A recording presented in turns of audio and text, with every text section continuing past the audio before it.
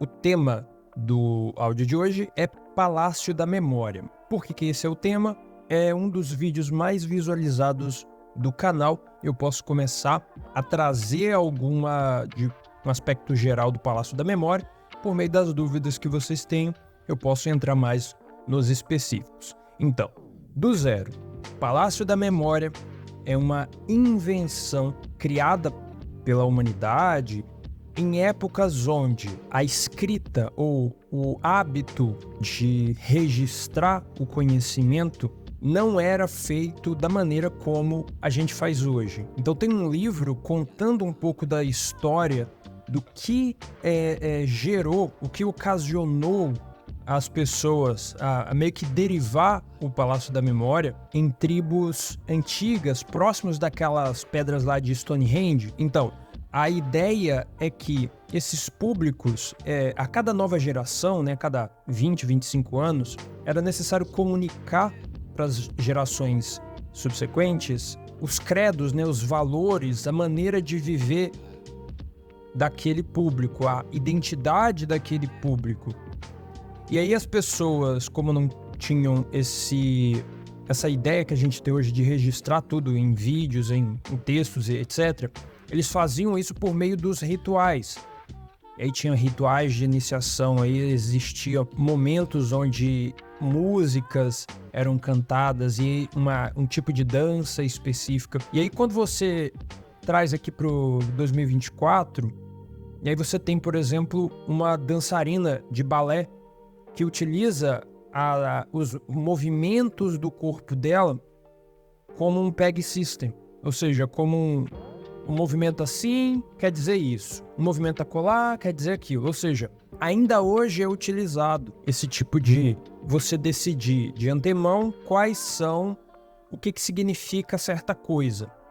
E aí você repete aquele movimento, ou repete aquele símbolo, ou repete aquela coisa, tantas vezes que fica automático. Ficando automático, torna mais fácil você recuperar aquela informação da memória de longo prazo.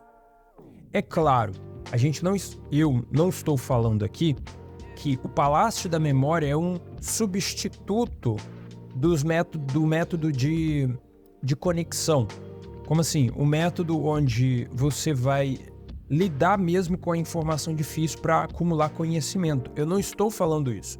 Eu estou dizendo que é um método muito bom para capturar informações. E se você ficar bom por meio do treino, se você fica bom, você consegue imediatamente. A pessoa falou o nome dela, você consegue registrar super rápido. Você viu uma reportagem, você consegue registrar super rápido. Consegue esquecer rápido também, mas você sabe, eu vou esquecer isso. Não, isso aqui eu vou manter. E você sabe o que você deve fazer. Isso é por meio do treino. Em vários livros explicando o Palácio da Memória, o que diferencia uma pessoa boa ou uma pessoa ruim em Palácio da Memória é basicamente o treino. Inclusive, um dos livros mais famosos, que é Moonwalking with Einstein, o cara conseguiu ganhar um prêmio. Ele ganhou um prêmio justamente porque ele fez o trabalho, que é treinar. E isso funciona para crianças, isso funciona para adolescentes, isso funciona para adultos, isso funciona para pessoas na primeira, segunda, terceira idade. É algo universal. Se você tiver um cérebro funcional, ele vai funcionar para você, tá bom? E aí você pode se perguntar, Adriano, que técnica milagrosa é essa e que eu nunca ouvi falar? Então, a técnica é super simples. Por que ela é simples? Porque por algum motivo o nosso cérebro tem uma facilidade enorme de registrar informações que estão associadas a um posicionamento espacial. Então a gente tem uma facilidade, é um lugar, você consegue visualizar o lugar. É uma pessoa, você consegue visualizar a pessoa. Se você pega a pessoa e coloca no lugar, fica mais fácil ainda. Então, as pessoas começaram a identificar essa tendência natural da gente registrar localizações e começaram a usar isso, ou seja, associando as localizações a informações abstratas. Então, por exemplo, o método de memorização de poemas, por exemplo, você tem essa coisa chamada lock, né, o localzinho. E aí, em cada lock, você coloca ali 3 imagens associativas, 5 imagens associativas, se você ficar bom. E aí, a cada estrofe ou cada parágrafo do poema, você conecta 5 imagens fazendo alguma coisa.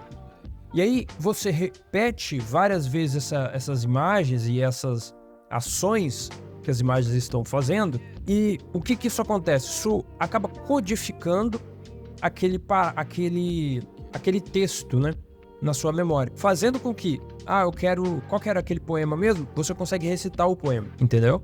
Então, o que eu faria aqui para finalizar, né, para não dar 10 minutos, se você me perguntar, Adriano, como eu posso começar a usar o Palácio da Memória na minha vida? A ideia aqui é, pega um papel e anote os locais que você frequentemente visita. É claro, comece, eu tô falando muito é claro, né? Comece pela sua casa, comece pela casa de pessoas mais próximas, depois comece por localizações, seu trabalho, o local que você visita todo dia, padaria, negócio. Coloca isso num papel. E aí você começa a pegar um texto, uma definição, um grupo de palavras, etc. E começa a tentar registrar esse grupo de palavras, colocar esse grupo de palavras nessas localizações. Adriano, como que eu coloco? Você pode, num nível 1, digamos, você pode simplesmente tentar colocar. Beleza. No nível 2, você precisa fazer um trabalho a mais, que é criar a imagem associativa. O que é imagem associativa? Não tem aquela ideia por exemplo, computadores. Computadores funcionam por meio de 0 ou 1. Antes de funcionar por meio de 0 ou 1, é aquele negócio de ligado, desligado. Então ligado, desligado, depois 0 ou 1, e aí depois começa o quê? Há uma representação daquele 0 ou 1 em linguagens. Aí tem a linguagem de máquinas, aí tem umas linguagens um pouco mais próximas dos seres humanos, e aí vai o nível de aproximação da linguagem, ou melhor, o que eu tô querendo dizer com esse exemplo? É que a linguagem é a localização, a linguagem do cérebro, digamos, é a localização. A gente pode tentar tornar o troço mais humano criando imagens associativas, que é basicamente representar os textos, os números, os dados que a gente envolve, representar eles com imagens. E aí a gente pega essa imagem e joga ali no ambiente. Beleza? Então, é simples. Eu tô lembrando, não tô com nada aqui na minha frente, ó. Sentença de não sei o que lá tem uma reportagem aqui na minha frente. Aí eu pego, sentença. Aí eu tento pensar numa imagem que represente sentença. Sentença me faz pensar no 100. Sentença. Esse tensa pode lembrar do tenso. Aí eu lembro aqui da cara de uma pessoa que tá tensa. E aí a cara da pessoa que tá tensa porque um 100 gigantesco caiu em cima dela. E aí eu pego a sentença, que é um cara com um 100 gigantesco na cara dele, e a pessoa tá fazendo uma expressão de tensão, e coloco ele no meu escritório. Beleza? Então é basicamente essa ideia, tá? Mas é claro, você pode pensar, nossa, fica muito difícil fazer isso caso eu tenha muito texto. Não fica, e eu encerro aqui. Não fica porque você padroniza as imagens associativas. Você começa a criar imagens associativas que sempre que esse dado aparecer, esse dado quer dizer essa imagem associativa. Para números, por exemplo, o número 0 é eu esqueci o número 0. Mas o número 1 é um lápis. O número 2 é um pato. O número 3 é uma bunda. O número 4 é uma cadeira virada de cabeça para baixo. O número 5 é uma cereja. O número 6... o número 6 é uma cereja. E por aí vai. Fazendo dessa maneira, ou melhor, pesquisando dessa maneira, você vai conseguir encontrar várias imagens associativas que você pode incluir ali na sua tradução entre dados crus transformar os dados crus em imagens associativas. Nós ficou com 10 minutos. Eu encerro por aqui. Dúvidas? Coloque aí embaixo.